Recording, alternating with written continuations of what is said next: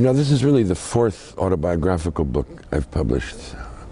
There's The Invention of Solitude, but then there's Hand to Mouth, Diable par la queue, The Red Notebook, and all the true stories.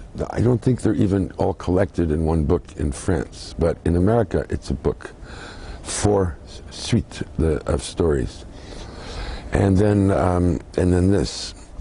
So it's 4 different approaches. I think if anyone is really interested, obviously each book can be read separately.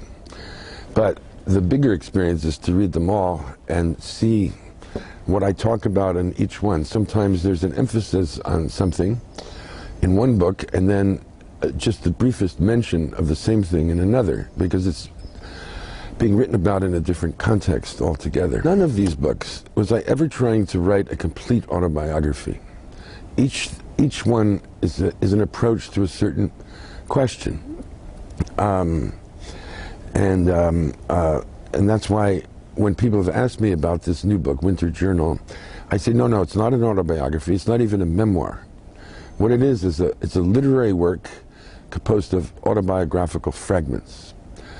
But it's not a narration, there's no chronology to it. I'm jumping around from in time and in space.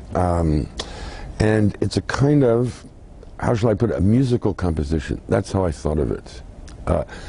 I could have written 800 pages, but I didn't want to. I thought it should be, short, 200, 250. And put in things that have stood out for me over the years.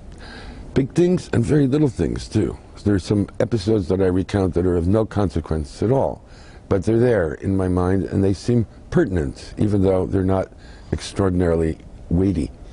And I should say too that after writing this book, which I did 2 years ago, I've written another book I finished recently, and it's a kind of companion to Winter Journal. So in this new book, which is called Report from the Interior, and it'll be published in America in November of this year,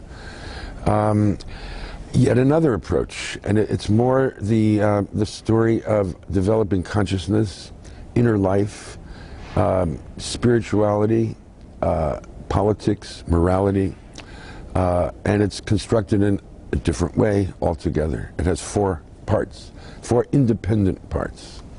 But I don't take the story beyond the age of about 22. I think I'm 22 in the last bit.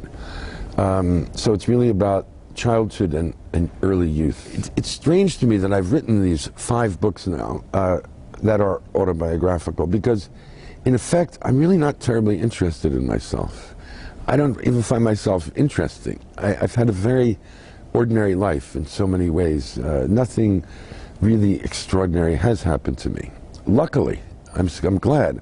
I haven't lived through, violent war. I haven't lived through a pestilence or an epidemic, a flood, a couple of hurricanes, but nothing of any, tragic proportions. Look at myself, just as an example of a human being. I'm the laboratory rat that I'm examining, because I know my story better than anyone else's.